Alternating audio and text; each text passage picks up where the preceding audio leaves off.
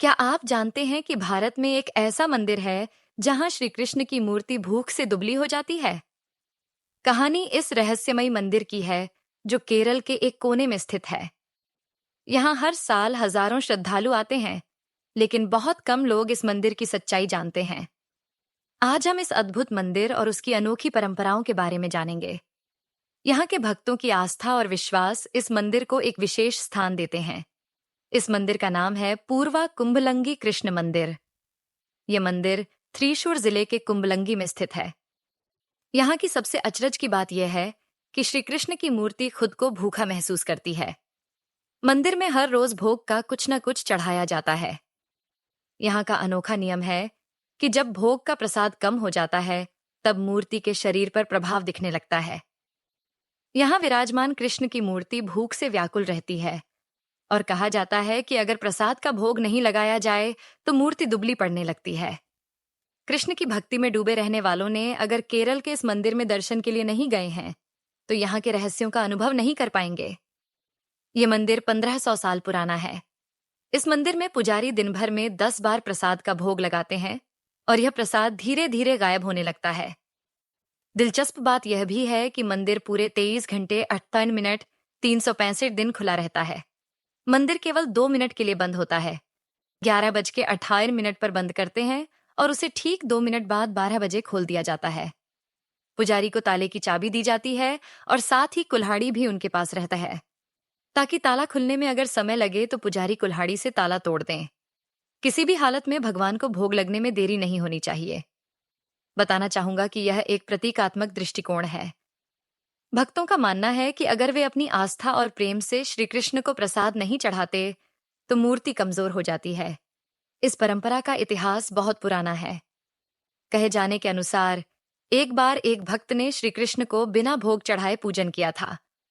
उस भक्त ने महसूस किया कि भगवान उससे नाराज हैं, इसलिए उसने इस परंपरा की शुरुआत की। किसी भी पूजा में भोग का महत्व तो है ही, लेकिन यहाँ का मामला थोड़ा अलग है। यहाँ हमें केवल भोग चढ़ाने का महत्व नहीं, बल्कि आस्था और आदर का भी ध्यान रखना होता है। कई भक्त हर हफ्ते आते हैं और अपने तरीके से श्री कृष्ण को प्रसाद अर्पित करते हैं। कुछ भक्त तो विशेष अवसरों पर खास तरह के व्यंजन बनाकर लाते हैं।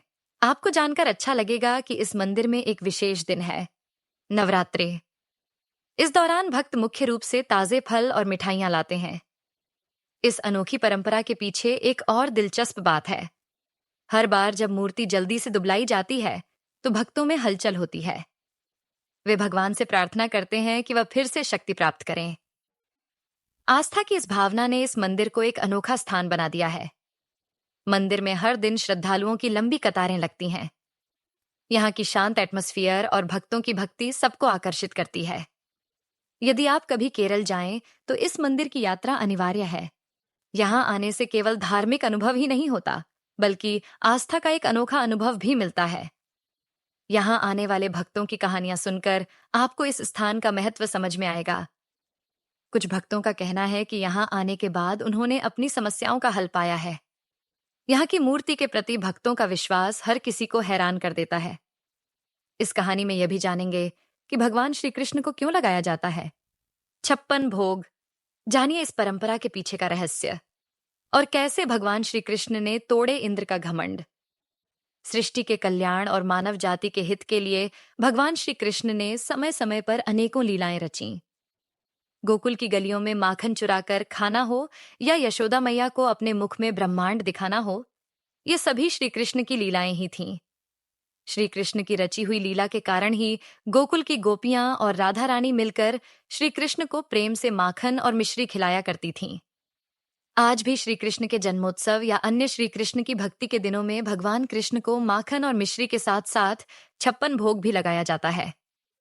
56 भोग लगाने से श्री कृष्ण बहुत जल्दी प्रसन्न होते हैं और भक्तों पर अपनी कृपा बरसाते हैं। श्री कृष्ण को 56 भोग लगाने के पीछे भी उनकी लीला थी। शास्त्रों में भगवान कृष्ण को 56 भोग लगाने के पीछे की पौराणिक कथा का उल्लेख मिलता। आइए जानते हैं। पौराणिक कथाओं में उल्लेख है कि एक बार सभी ब्रजवासी इंद्रदेव की पूजा के उत्सव की तैयारी कर रहे थे। तब श्री कृष्ण ने ब्रजवासियों से पूछा कि इंद्रदेव की पूजा क्यों की जा रही है। ब्रजवासियों ने श्री कृष्ण को बताया कि पशुओं के चारे और फल सब्जियों के लिए इंद्रदेव की पूजा की जा रही है, ताकि वे खुश होकर अच्छी बारिश करें। ये बात सुनकर श्री कृष्ण ने कहा कि पशुओं को चारा और हमें फल सब्जियां तो गोवर्धन पर्वत से मिलती है, तो हमें गोवर्धन पर्वत की पूजा करनी चाहिए, इंद्रदेव की नहीं। श्री कृष्ण की बात मानकर ब्रजवासियों ने इंद्रदेव की पूजा का उत्सव आयोजित नहीं किया। इस बात से इंद्रदेव बहुत क्रोधित हुए और उन्होंने लगातार 7 दिन तक ब्रज में बहुत तेज बारिश करवाई, जिसके कारण पूरा ब्रजधाम चारों ओर से पानी से भर गया। ब्रजवासियों के लिए रहने की कोई जगह नहीं बची। तब इंद्रदेव के घमंड को तोड़ने और उन्हें सत्य का बोध कराने के लिए भगवान श्री कृष्ण ने तेज बारिश के 7 दिनों तक गोवर्धन पर्वत को अपनी छोटी उंगली पर उठाए रखा। सभी ब्रजवासी 7 दिनों तक उस गोवर्धन पर्वत के नीचे रहे। श्री कृष्ण की ऐसी अद्भुत लीला देखकर इंद्रदेव को अपनी भूल का ज्ञान हुआ और उन्होंने बारिश रोक दी। तेज बारिश के दिनों में गोवर्धन पर्वत को अपनी छोटी अंगुली पर उठाए रखने के कारण भगवान कृष्ण ने 7 दिन तक भोजन नहीं किया। माता यशोदा श्री कृष्ण को एक दिन के 8 प्रहर में 8 बार भोजन करवाती थीं। इसी कारण जब बारिश रुकी, तब माता यशोदा ने पुत्र प्रेम के कारण 7 दिनों के सभी 56 प्रहरों का भोजन श्री कृष्ण को परोसा। इसी कारण भगवान श्री कृष्ण को 56 भोग लगाया जाता है। अगर आपको हमारा वीडियो पसंद आया हो तो कृपया इसे लाइक करें और अपने दोस्तों के साथ शेयर करें। आप हमारे चैनल को सब्सक्राइब करना न भूलें, ताकि ऐसे और रोचक वीडियो आपके सामने आते रहें। आपके अनुभव या विचार हमारे लिए बहुत महत्व रखते हैं, इसलिए हमें कमेंट करके बताएं कि आपको यह वीडियो कैसा लगा। इस वीडियो में हमने केरल के इस रहस्यमयी मंदिर के बारे में जो बताया, वह केवल एक शुरुआत है। आपका विश्वास और आपके अनुभव इस कहानी को और भी जादुई बना सकते हैं। इस मंदिर की कहानी में आपकी अपनी कहानी भी मिल सकती है। धन्यवाद।